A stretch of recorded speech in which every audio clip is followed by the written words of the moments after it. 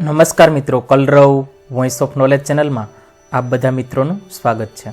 વિદ્યાર્થી મિત્રો, આજે આપણે ધોરણ 6 સામાજિક વિજ્ઞાન નવો કોર્સ એમાં 8મો પાઠ છે ભારત વર્ષની ભવ્યતા. આ પાઠનો અભ્યાસ આપણે બે ભાગની અંદર કરશું. તો પ્રથમ ભાગની શરૂઆત કરીએ એ પહેલાં તો જો તમે આપણી ચેનલ ઉપર નવા હોય તો ચેનલને સબસ્ક્રાઈબ કરી લેજો અને બેલ આઇકન પ્રેસ કરો, ત્યાં તમે ઓલ નોટિફિકેશન સિલેક્ટ કરી લેશો એટલે આપણી ચેનલની તમામ અપડેટ્સ સૌ પહેલાં તમને મળી રહેશે. તો હવે આપણે અભ્યાસને આગળ વધારીએ. ભારત વર્ષની ભવ્યતા.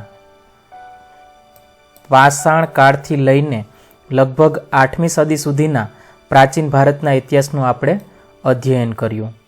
વિભિન્ન કાળની સંસ્કૃતિ, તેના શાસકો વિશે આપણે માહિતી મેળવી. ભારત એક ઉપખંડ જેટલું મોટું રાષ્ટ્ર છે. પ્રાચીન કાળથી અનેક જાતિ પ્રજાતિઓ સમૂહો આ દેશની સમૃદ્ધિથી આકર્ષાઈ આ દેશમાં આવતા રહ્યા છે, જેના કારણે ભારતીય સંસ્કૃતિમાં વિવિધતાનો સંગમ રચાયો છે. જવાહરલાલ નહેરુ, જેને વિવિધતામાં એકતા કહે છે, તેવા આ મહાન દેશની કલા અને સ્થાપત્ય તથા સમાજ જીવનની આપણે માહિતી મેળવીશું, જેનાથી પ્રાચીન ભારતની પ્રજાના ગૌરવશાળી વારસાની આપણને માહિતી મળી શકે. પ્રાચીન ભારત. ખેતી. આપણા દૈનિક જીવનની મોટાભાગની ખોરાક માટે તેમજ વપરાશની વસ્તુઓ આપણને ખેત પેદાશોમાંથી મળે છે. ખેતીની શરૂઆત પ્રાચીન ભારતમાં થઈ હતી. તે સમયે પણ ખેતી માટે વિવિધ ઓજારો અને સિંચાઈની વ્યવસ્થા હતી. પ્રાચીન સમયમાં ઘઉં, જવ, ડાંગર, જુવાર, બાજરી, તલ, વટાણા વગેરેની ખેતી થતી હતી. ઓજારો વિશે જોઈએ તો હડપ્પા સંસ્કૃતિમાં ખેત ઓજારોમાં હળના અવશેષ મળ્યા નથી, પરંતુ હળ આકારનું રમકડું મળ્યું છે. તેથી જાણી શકાય કે તેઓ ખેતીમાં હળનો ઉપયોગ કરતા હતા. આશરે 2500 વર્ષ પહેલાંના સમયથી ખેતી માટે લોખંડના સાધનોનો ઉપયોગ વધતો જતો હતો. તેમાં જંગલોને સાફ કરવા માટે કુહાડીઓ, હળના ફણા એટલે કે ફાલનો પણ સમાવેશ થાય છે. આ ઉપરાંત દાતરડું, કુહાડાથી તેઓ પરિચિત હતા. સિંચાઈ વિશે જોઈએ આપણે તો સમૃદ્ધ ગામડાઓ વગર રાજાઓ અને તેમના રાજ્યનું ટકી રહેવું મુશ્કેલ હતું. જે રીતે ખેતીના વિકાસ માટે નવા સાધનો અને ધરુરો પણ મહત્વપૂર્ણ પગલાં હતા, તેવી જ રીતે સિંચાઈ વ્યવસ્થા પણ ઘણી ઉપયોગી સાબિત થઈ. આ સમયે સિંચાઈ માટે નહેરો, કૂવા, તળાવો તથા કૃત્રિમ જળાશયો બનાવાયા હતા. હવે પ્રાચીન ભારતનું ગ્રામીણ જીવન વિશે આપણે માહિતી મેળવીએ તો ઉત્તર ભારત અને દક્ષિણ ભારતમાં ગ્રામીણ જીવન આ પ્રમાણે હતું.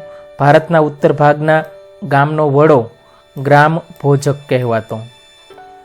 ઉત્તર ભાગના ગામડા છે ભારતના, એનો ગામનો વડો ગ્રામ ભોજક કહેવાતો. સામાન્ય રીતે એક જ પરિવારના લોકો આ પદ પર પેઢીઓ સુધી રહેતા. આ પદ વંશ પરંપરાગત હતું. ગ્રામ ભોજક મોટાભાગે ગામનો સૌથી મોટો જમીન માલિક હતો. આ જમીન માલિક ભાડૂતથી માણસો રાખી ખેતી કરાવતો હતો. રાજા પણ ગામડાના કરવેરા ઉઘરાવવાનું કાર્ય તેમને સોંપતા. તે કાયદા અને વ્યવસ્થાની સ્થિતિ પણ સંભાળતા.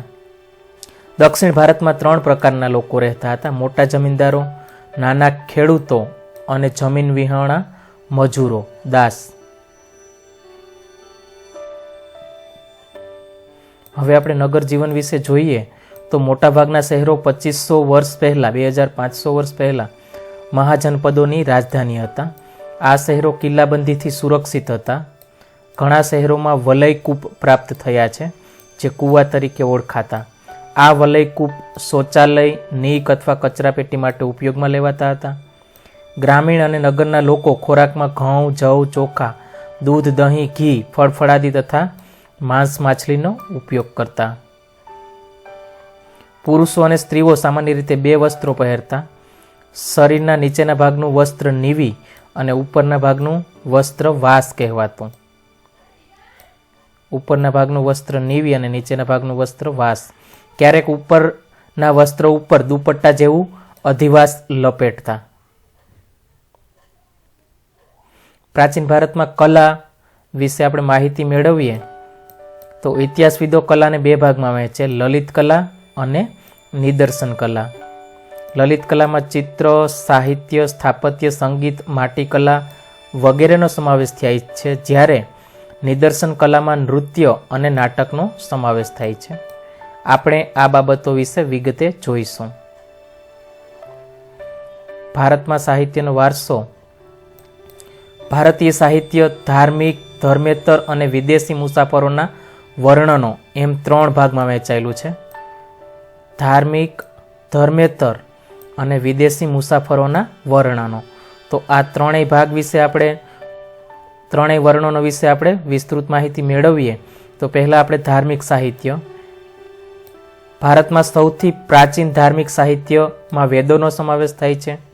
તેમની સંખ્યા 4 છે: ઋગ્વેદ, યજુર્વેદ, સામવેદ અને અથર્વવેદ. ઋગ્વેદ, યજુર્વેદ, ત્રીજો સામવેદ અને ચોથો અથર્વવેદ. વેદોને સમજાવવા માટે બ્રાહ્મણ ગ્રંથો અને આરણ્યકોની રચના કરવામાં આવી, જેમાં સતપથ બ્રાહ્મણ, ગોપથ બ્રાહ્મણ અને બૃહદારણ્યક સૌથી અગત્યના ગણાવી શકાય. આ સિવાય રામાયણ અને મહાભારત એ બંને મહાકાવ્યો પ્રાચીન ભારતીય સમાજ, સંસ્કૃતિ અને ધર્મનો ત્રિવેણી સંગમ છે. વેદવ્યાસ રચિત મહાભારત પ્રારંભમાં જય સંહિતાથી ઓળખાતું, જે વિકસતું જતાં 1,00,000 શ્લોકનું મહાભારત થયું. તે જ રીતે વાલ્મીકી રચિત રામાયણમાં ભગવાન શ્રીરામની કથાની સાથે આદર્શ સમાજ જીવન અને નૈતિક ધોરણોનું ચિત્રણ થયેલું છે. 108 જેટલા ઉપનિષદો ભારતીય ચિંતનના મહામૂલા ગ્રંથો છે. કઠ, કેન, પ્રશ્ન, મંડુક, માંડુક્ય, ઈશાવાસ્યમ અને છાંદોગ્ય ઉપનિષદો ભારતના તત્વજ્ઞાનના મહાન ગ્રંથો છે. પુરાણોની સંખ્યા 18 જેટલી છે, જેમાં વિષ્ણુ પુરાણ, ગરુડ પુરાણ, વાયુ પુરાણ અને મત્સ્ય પુરાણ તેમજ ભાગવત વિશિષ્ટ ગ્રંથો તરીકે ખ્યાત થયા છે. બૌદ્ધ અને જૈન ધર્મના મહાન ગ્રંથોમાંથી આપણને સમાજ જીવન અને ધર્મની માહિતી મળે છે. બૌદ્ધ ધર્મના મૂળ ગ્રંથોને ત્રિપિટક કહેવાય છે. તેમાં સૂત્ર પિટક, વિનય પિટક અને અભિધમ પિટકનો સમાવેશ થાય છે.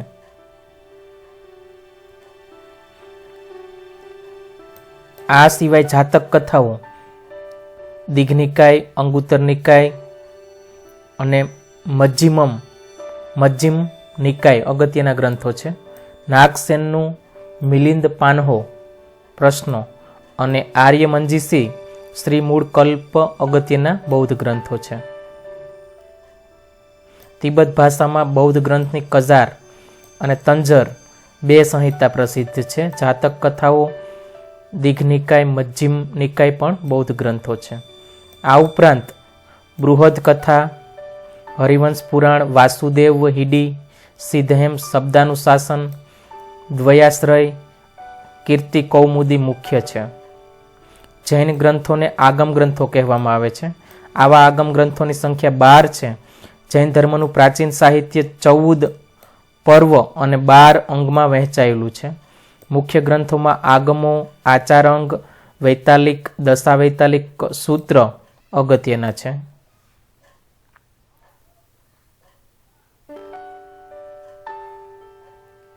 હવે આપણે ધર્મેતર સાહિત્ય વિશે વાત કરીએ.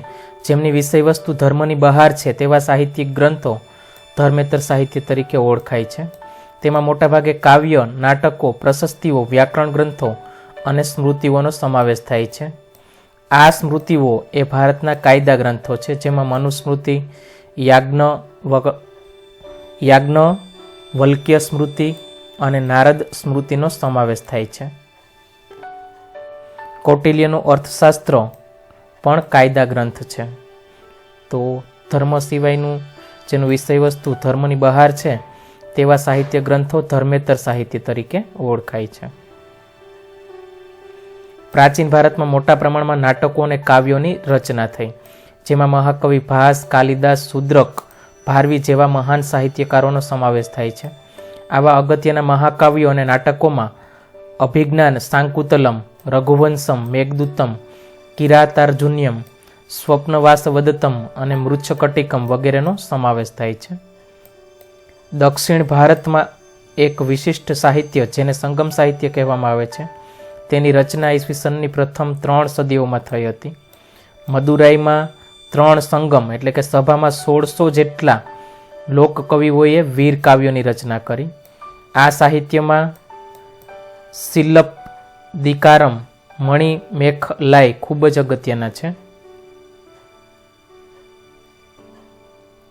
સંસ્કૃત ભાષામાં સર્વશ્રેષ્ઠ વ્યાકરણ ગ્રંથ પાણિનીનું અષ્ટાધ્યાયી છે, જે ઈસવીસન પૂર્વે 5મી સદીમાં રચાયું હતું. અશોકના શિલાલેખો પણ પ્રાચીન ભારતના ઇતિહાસ, મૌર્ય સામ્રાજ્યના વહીવટી તંત્રો તથા બૌદ્ધ ધર્મના નૈતિક નિયમો વિશે માહિતી આપે છે. ગુપ્તકાળમાં પ્રશસ્તિ કાવ્યો અને ગ્રંથોનો ઘણો વિકાસ થયો. સમુદ્રગુપ્તની પ્રયાગ પ્રશસ્તિના લેખક હરિસેન હતા, તો ઉદયગીરીની ચંદ્રગુપ્ત દ્વિતીયની પ્રશસ્તિના લેખક વીરસેન સાબા હતા. બાણે હર્ષચરિતમમાં હર્ષની પ્રશસ્તિ કરી છે. હવે આપણે વિદેશી મુસાફરોના વર્ણનો વિશે જોઈએ. ભારતમાં સદીઓથી અનેક વિદેશી પ્રવાસીઓ આવતા રહ્યા છે, જેમણે પોતાના ભારત પ્રવાસના વર્ણનો લખ્યા છે. તેમને આ પ્રવાસ નોંધોમાંથી ભારતીય સંસ્કૃતિ અને પ્રજાજીવનની માહિતી મળે છે. આવા મુસાફરોમાં ચંદ્રગુપ્ત મૌર્યના દરબારમાં રહેલા ગ્રીક એલ્ચી મેગેસ્થનીસ ખૂબ જ અગત્યના છે. તેમણે ઇન્ડિકા નામનો એક ઉત્કૃષ્ટ ગ્રંથ લખ્યો છે, જેમાં મૌર્ય યુગ વિશે આપણને માહિતી પ્રાપ્ત થાય છે. એ જ પ્રમાણે ગ્રીક નાવિક ટોલેમીએ ભૂગોળ વિશે લખેલા ગ્રંથોમાં ભારતના બંદરો વિશે માહિતી મળે છે. ચંદ્રગુપ્તના દ્વિતીયના સમયમાં આવેલ ચીનના મુસાફર ફાહિયાને અને સમ્રાટ હર્ષવર્ધનના સમયમાં આવેલ ચીની મુસાફર યુ અન સ્વાંગે તત્કાલીન ભારતીય સમાજ જીવન, શાસકો અને સંસ્કૃતિનું અદ્ભુત ચિત્રણ કરેલું છે. તો વિદ્યાર્થી મિત્રો, હવે આપણે બીજા ભાગની અંદર બાકી રહેતા પાઠનો અભ્યાસ કરવાના છે. તો આપણે બીજા ભાગની અંદર એ અધૂરો પાઠ છે એનો અભ્યાસ કરીશું. અભ્યાસ તમને પસંદ આવ્યો હોય તો લાઈક કરી દેજો, શેર કરજો, અને ગણિત, સામાજિક વિજ્ઞાન, વાંચન, જનરલ નોલેજના વિડીયો માટે આપણી ચેનલને સબસ્ક્રાઈબ પણ કરી લેજો. આભાર.